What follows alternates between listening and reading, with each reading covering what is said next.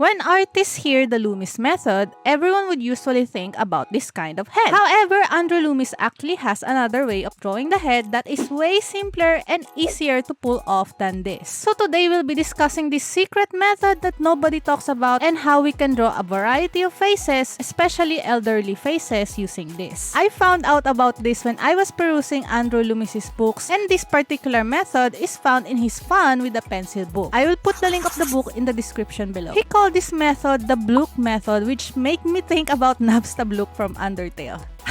God, that game is amazing. Anyway, in order to do the Blook method, we're gonna start out with drawing a ball. Then we're going to figure out where the character is facing by drawing a curved line vertically following the volume of the ball. Then we're gonna draw a horizontal line following the volume as well. To give you a clear visual, I have this foam ball where I drew the guidelines. See how the lines look when we rotate the ball around. The point where these lines meet is where we'll put our nose. You can go wild with whatever shape you'd like the nose to be. For this demonstration, however, I'm gonna draw a big oval like this and a small oval on the side. Then we're gonna draw two lines above and below the nose. What's great about this method is that your measurements don't have to be precise. Feel free to position the lines wherever you want. The line above the nose will be the guideline for the eyes, and the line below will be the guideline for the mouth. We're gonna draw a third guideline on the side of the ball, and we're gonna draw a shape for the ears right behind it. After that, let's draw some shapes for the eyes. For this example, I'll draw some small egg shapes. Then let's draw some ovals by the side of the nose for the cheeks, and a U shape under the mouth for the chin. Now, it's time to add some details. I'm gonna start with the nose and then the eyes. Since we're drawing an elderly person, let's add some wrinkles on the side of the eyes and the forehead. When the face ages, some bits of our skin sags down. For example, for the ears, the bottom part tends to stretch out like this. Let's add in some hair and some finishing touches.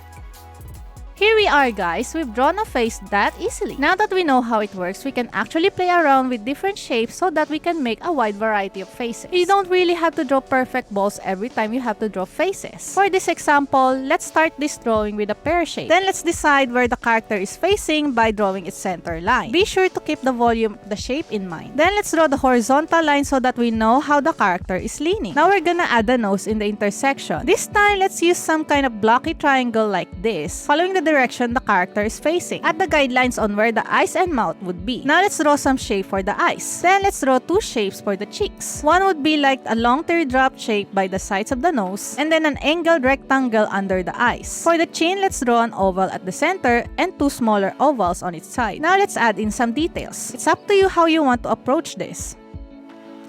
Alright, here's the finished drawing. What's great about this method is there's no limit to the variety of faces you can create based on so many shapes you can mix and mash together. Here are some more faces I created using this method. Feel free to pause this and use it for reference. In my opinion, this method is more effective in drawing babies and old people. However, if you want to draw some young adults, I think his more popular method would be more effective. If you'd like to learn that, click this video on the right.